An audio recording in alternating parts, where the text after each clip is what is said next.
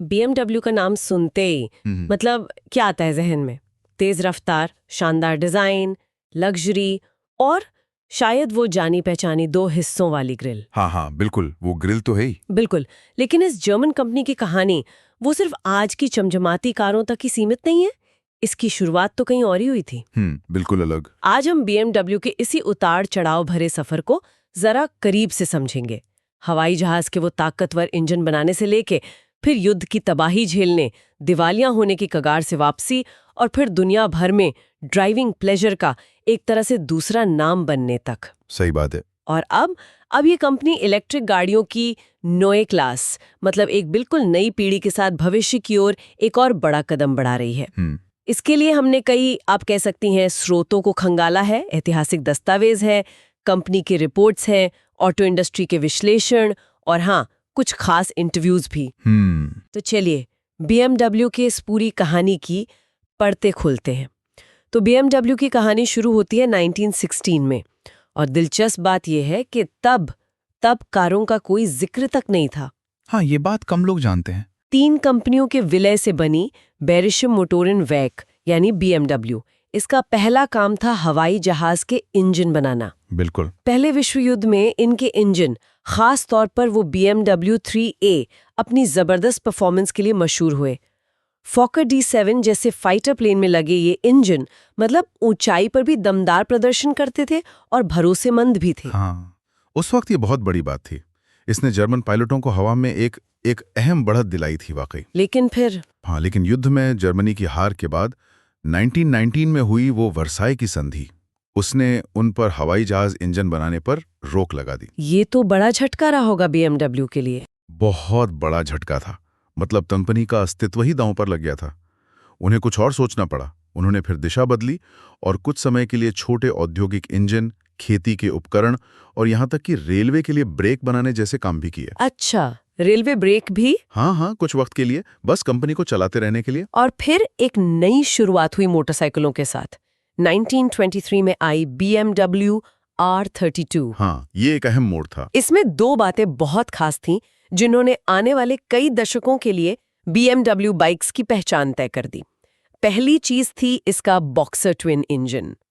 वो लेटे हुए सिलेंडर वाला डिजाइन। हाँ बिल्कुल, यानी इंजन के सिलेंडर आमने सामने लेटे हुए थे, जैसे कोई बॉक्सर मुक्के चला रहा हो। ये डिजाइन इंजन को हवा से ठंडा रखने में मदद करता था। और दूसरी खास बात थी शाफ्ट ड्राइव। अच्छा हाँ, शाफ्ट ड्राइव मतलब इंजन की पावर पिछले पहिए तक चेन से नहीं बल्कि एक मजबूत रॉड, एक शाफ्ट के जरिए पहुंचती थी। ये उस जमाने के लिए काफी एडवांस था और हाँ, बाद में BMW बाइक्स की एक पहचान बन गया। 1925 में उन्होंने पहली सिंगल सिलेंडर बाइक R39 भी उतारी। जी। कारों की दुनिया में BMW ने कदम रखा 1928 में, जब उन्होंने ऑटोमोबाइल वर्क आइजनैक नाम की एक कार कंपनी को खरीद लिया। हाँ, वो डिक्सी बनाते थे ऑस्टिन 7 के लाइसेंस पर। हाँ, लेकिन BMW की अपनी पहचान वाली पहली कार आई 1933, BMW 303। बिल्कुल। इसी कार में पहली बार दुनिया ने वो 2 चीजें देखी जो आज भी BMW कारों का सिग्नेचर मानी जाती हैं। पहला, वो आइकॉनिक किडनी ग्रिल यानी 2 हिस्सों वाली फ्रंट ग्रिल, और दूसरा 6 सिलेंडर वाला इनलाइन इंजन जो अपनी स्मूथ परफॉर्मेंस के लिए जाना जाता है। हाँ, ये दोनों चीजें BMW की पहचान बन गई। लेकिन फिर इतिहास ने, आप देखिए, फिर करवट ली और दूसरा विश्व युद्ध शुरू हो गया।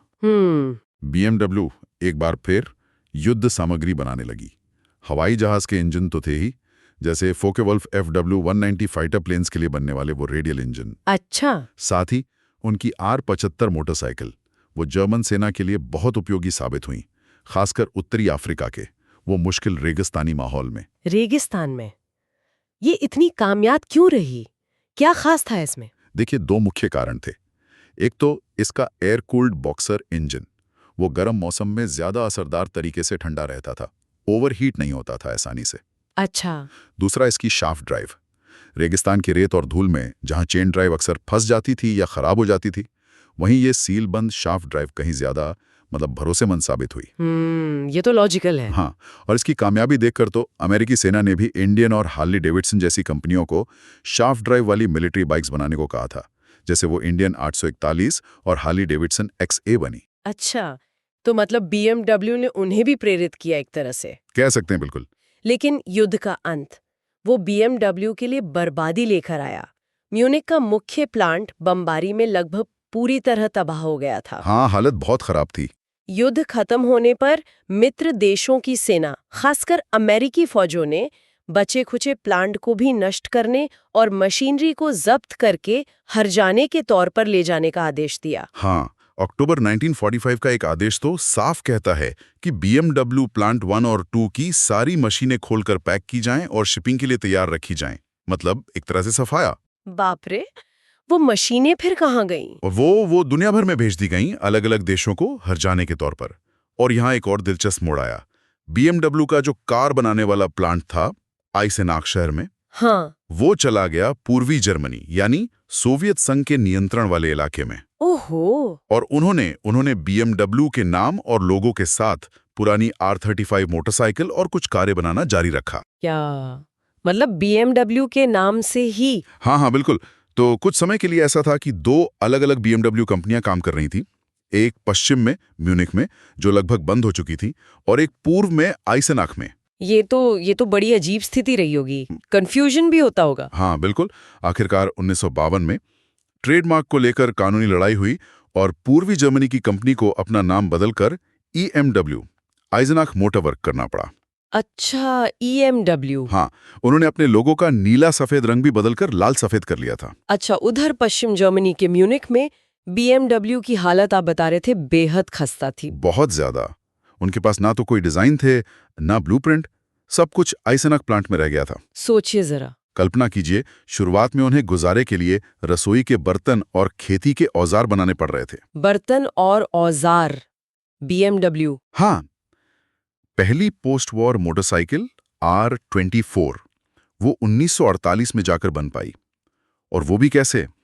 एक पुरानी R23 बाइक को देखकर उसकी रिवर्स इंजीनियरिंग करके, मतलब पुर्जे देखकर अंदाजा लगाना कि ये कैसे बनी होगी। कमाल है। तो शुरुआत में सिर्फ मोटरसाइकिल ही बन रही थी? हाँ, शुरुआत में कंपनी का सारा ध्यान सिर्फ मोटरसाइकिल बनाने पर ही था। और यहीं BMW मैनेजमेंट ने एक बड़ी, कह सकते हैं, रणनीतिक गलती कर दी। वो क्या थी? देखिए, युद्ध के बाद तबाह हुए जर्मनी में आम लोगों को जरूरत थी सस्ती, भरोसेमंद गाड़ियों की, ताकि जिंदगी दोबारा पटरी पर आ सके। वोक्सवैगन की बीटल वो इसी जरूरत को पूरा कर रही थी और कामयाब भी थी। हाँ, बीटल तो बहुत बिकी। लेकिन BMW मैनेजमेंट, खासकर उस वक्त के प्रमुख थे हैंस ग्रूविनिक, उनका मानना था कि BMW को महंगी लग्जरी कारें बनानी चाहिए जो जर्मन इंजीनियरिंग का प्रतीक बने। तो मतलब बाजार कुछ और मांग रहा था और BMW कुछ और बना रही थी, एकदम उल्टा। बिल्कुल बिल्कुल यही हुआ। 1951 में उन्होंने BMW 501 लॉन्च की, जो एक बड़ी और महंगी सेडान थी। फिर 1955 में आई 502। इसमें तो पोस्ट वॉर जर्मनी का पहला V8 इंजन लगा था। V8 इंजन उस जमाने में? हाँ, और फिर आई बेहद खूबसूरत लेकिन उतनी ही महंगी 503 कूपे और 507 रोडस्टर स्पोर्ट्स कार। हाँ, 507 तो मैंने देखी है तस्वीरों में, बहुत खूबसूरत है। दिखने में लाजवाब थी, पर इनकी कीमत आसमान छू रही थी। सबसे महंगी 507 की कीमत करीब 33,000 ड्यूशमार्क थी। उस जमाने में ये बहुत बड़ी रकम थी। तो बिकती नहीं होंगी ज्यादा? बहुत कम। इन्हें बहुत कम संख्या में बनाया जाता था, जैसे कोई कारीगर हाथ से बना रहा हो। नतीजा, ये कारें कंपनी को मुनाफा नहीं दे पा रही थी, बल्कि घाटा बढ़ा रही थी। और इसी दौरान जर्मनी और यूरोप में वो छोटी सस्ती बबल कारों का चलन तेजी से बढ़ा था ना? हाँ, बिल्कुल। और मोटरसाइकिल की बिक्री भी घटने लगी थी, क्योंकि लोग अब कार खरीदना पसंद कर रहे थे, चाहे छोटी ही सही। तो BMW ने क्या किया? BMW ने इस ट्रेंड को समझा और इटली की कंपनी आइसो से लाइसेंस लेकर छोटी सी अनोखी दिखने वाली इसेट्टा बबल कार बनानी शुरू की। अच्छा, वो इसेट्टा BMW ने बनाई हाँ, थी लाइसेंस पर? हाँ, लाइसेंस पर। ये काफी लोकप्रिय हुई और इसकी करीब 1,60,000 से ज्यादा यूनिट्स बिकी। इसके बाद थोड़ी बड़ी BMW 600 भी आई। तो इनसे तो पैसा आया होगा ना? पैसा आया, लेकिन आइसेटा और 600 से हुई कमाई भी BMW के वो लग्जरी कारों के भारी घाटे को पूरा करने के लिए नाकाफी थी। कंपनी कर्ज में डूबती जा रही थी और 1959 आते आते दिवालिया होने की कगार पर पहुंच गई थी। दिवालिया होने की कगार पर ना। BMW। हाँ, हालात इतने खराब थे कि डाइमलर बेंज मतलब मर्सिडीज बेंज हाँ। बनाने वाली कंपनी, उन्होंने BMW को खरीदने की पेशकश भी कर दी थी। अरे बाप रे। तो फिर BMW बची कैसे? यहीं से कहानी में एक जबरदस्त मोड़ आता है ना? बिल्कुल। दिसंबर 1959 में शेयर होल्डर्स की एक बहुत अहम मीटिंग हुई। उसमें छोटे शेयर होल्डर्स और डीलर्स ने डाइमलर बेंज के टेकओवर का पुरजोर विरोध किया। अच्छा। और फिर क्वांट परिवार, खासकर हर्बर्ट क्वांट, उन्होंने कंपनी में बहुत बड़ा निवेश करके उसे एक तरह से बचा लिया। लेकिन सिर्फ पैसा काफी नहीं था, उन्हें एक हिट प्रोडक्ट की जरूरत थी, तुरंत। और वो हिट प्रोडक्ट थी BMW 700। बिल्कुल, 1959 में ही लॉन्च हुई ये कार। दिखने में स्टाइलिश थी, साइज में छोटी और कीमत में किफायती थी। और इसमें पीछे की तरफ BMW की मोटरसाइकिलों वाला ही भरोसेमंद air cooled boxer twin engine लगा था। हाँ, ये कॉम्बिनेशन काम कर गया। ये कार लोगों को बहुत पसंद आई। इसकी अच्छी बिक्री ने BMW को वो जरूरी कैश फ्लो दिया जिसकी उसे सख्त जरूरत थी। सही। इसी कार के साथ BMW ने रेसिंग में भी वापसी की और सफलता हासिल की। सच कहें तो BMW 700 कंपनी के लिए संजीवनी बूटी साबित हुई। बिल्कुल, BMW 700 की सफलता ने कंपनी को थोड़ी स्थिरता दी और उन्हें सोचने का मौका मिला कि आगे क्या करना है। और उन्होंने फैसला किया अपनी जड़ों की तरफ लौटने का। जड़ों की तरफ मतलब स्पोर्टी ड्राइवर फोकस्ड कारें बनाने का। इसी सोच का नतीजा थी 1961 में फ्रैंकफर्ट ऑटो शो में पेश की गई BMW 1500। ये नया क्लास है, यानी न्यू क्लास नाम की कारों की एक नई सीरीज की शुरुआत थी। नया क्लास है। इसे न्यू क्लास क्यों कहा गया? क्या खास था इसमें? क्योंकि ये वाकई एक नई क्लास या कैटेगरी बना रही थी। ये एक मीडियम साइज की 4 दरवाजों वाली सेडान थी जो ना तो BMW 700 जितनी छोटी थी और ना ही वो 501 या 502 जितनी बड़ी और महंगी। अच्छा, बीच का रास्ता। हाँ, इसमें एक नया ज्यादा पावरफुल 4 सिलेंडर इंजन था और इसकी हैंडलिंग कमाल की थी। इसने बाजार में उस खाली जगह को भरा जहां लोगों को एक प्रैक्टिकल फैमिली कार के साथ साथ ड्राइविंग का मजा भी चाहिए था। ये मॉडल BMW की किस्मत बदलने वाला साबित हुआ। कंपनी का घाटा मुनाफे में बदलने लगा और बिक्री का ग्राफ तेजी से ऊपर चढ़ने लगा। और फिर BMW ने इसी फॉर्मूले पर आगे बढ़ते हुए कई सफल मॉडल उतारे। 1500 के बाद आई 1800। हाँ, जिसका स्पोर्टी TI वर्जन रेसिंग में भी कामयाब रहा। फिर 2000 सीरीज और 1966 में आया 1600 का 2 दरवाजों वाला मॉडल, जिसे बाद में 2002 के नाम से जाना गया। हाँ, BMW 2002, वो तो एक कल्ट क्लासिक बन गई। छोटी, हल्की, तेज और चलाने में मजेदार। बिल्कुल, और रेसिंग ट्रैक पर मिली लगातार जीतें, जैसे 24 आवर्स और स्पा जैसी मुश्किल रेस जीतना। इसने BMW की स्पोर्टी इमेज को और पक्का कर दिया। सही कहा। और फिर 1970 के दशक में BMW ने वो लाइनअप तैयार किया जिसने उसे आज की लग्जरी और परफॉर्मेंस कार कंपनी के तौर पर स्थापित कर दिया। हाँ, वो मशहूर सीरीज। बिल्कुल। 1972 में आई 5 series mid size luxury sedan. 1975 में 3 सीरीज कॉम्पैक्ट स्पोर्टी सेडान, जो BMW की सबसे ज्यादा बिकने वाली कार बनी। और 1977 में 7 सीरीज बड़ी फ्लैगशिप लग्जरी सेडान। इन्हीं कारों के साथ BMW ने अपनी पहचान बनाई। ऐसी कारें जो लग्जरी तो हैं, लेकिन जिनका मुख्य फोकस ड्राइवर और ड्राइविंग एक्सपीरियंस पर है। और यहीं से वो मशहूर tagline I, the ultimate driving machine. बिल्कुल। ये सिर्फ नई सीरीज लॉन्च करने की बात नहीं थी, है ना? मतलब उन्होंने ऐसा क्या अलग किया कि ये टैगलाइन इतनी सटीक बैठी? देखिए, उन्होंने उस जमाने में ड्राइविंग के शौकीनों को ठीक वही दिया जो वो चाहते थे। बेहतरीन इंजन परफॉर्मेंस, जबरदस्त रोड होल्डिंग और हैंडलिंग, और एक ऐसा स्पोर्टी एहसास जो उस वक्त ज्यादातर दूसरी आरामदायक लग्जरी कारों में नहीं मिलता था।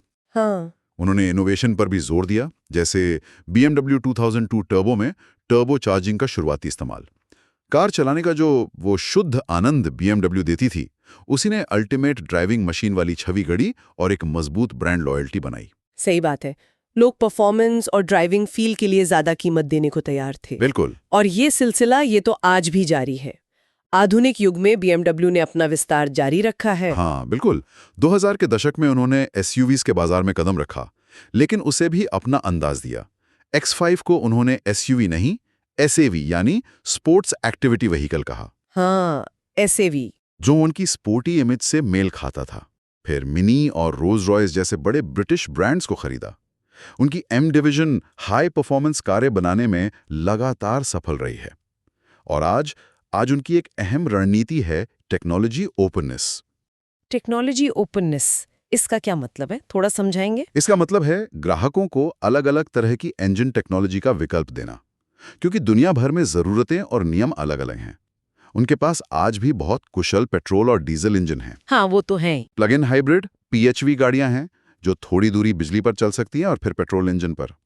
पूरी तरह इलेक्ट्रिक BEV गाड़ियां हैं और दिलचस्प बात यह है कि वे टोयोटा के साथ मिलकर 2028 से हाइड्रोजन फ्यूल सेल गाड़ियां लाने की भी योजना बना रहे हैं। हाइड्रोजन भी टोयोटा के साथ? हाँ, ये दिखाता है कि वे किसी एक टेक्नोलॉजी पर निर्भर न रहकर भविष्य के लिए कई विकल्प खुले रख रहे हैं।